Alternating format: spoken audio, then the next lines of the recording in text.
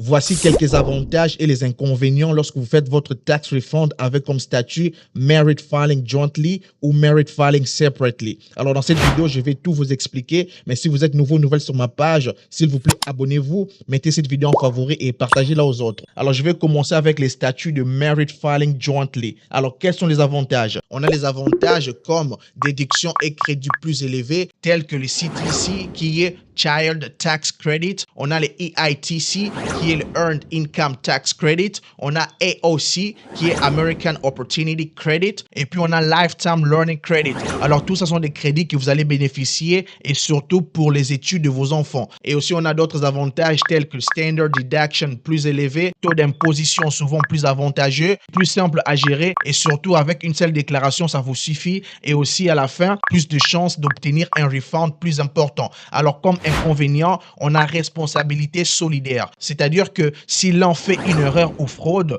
les deux sont responsables auprès de l'IRS. Et autre inconvénient, si par exemple l'un des partenaires a une dette fiscale, avoir une dette avec l'IRS ou impôt impayé, automatiquement ça va vous affecter. Et aussi si l'un des partenaires a une dette telle que les student loans, ça va automatiquement vous affecter. Alors passons maintenant au statut Merit Filing Separately. Alors lorsque vous faites votre tax refund avec comme statut Merit Filing Separately, vous avez comme avantage responsabilité séparée. Vous n'êtes pas responsable des erreurs ou des dettes de votre conjoint. Et c'est surtout très utile si un conjoint a des grosses dettes fiscales, des paiements des pensions alimentaires, des problèmes légaux ou financiers. Et autre avantage, parfois avantageux si un conjoint a des frais médicaux très élevés. Alors comme inconvénient, on a perte de nombreux crédits fiscaux, notamment le Earned Income Credit qui sera baissé, crédit d'éducation surtout pour vos enfants, on va peut-être leur priver cela, ils n'auront pas les student loans et aussi le Child Independent Care Credit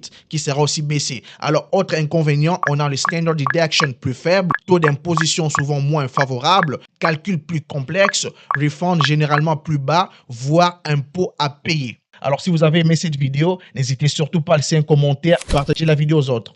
Merci.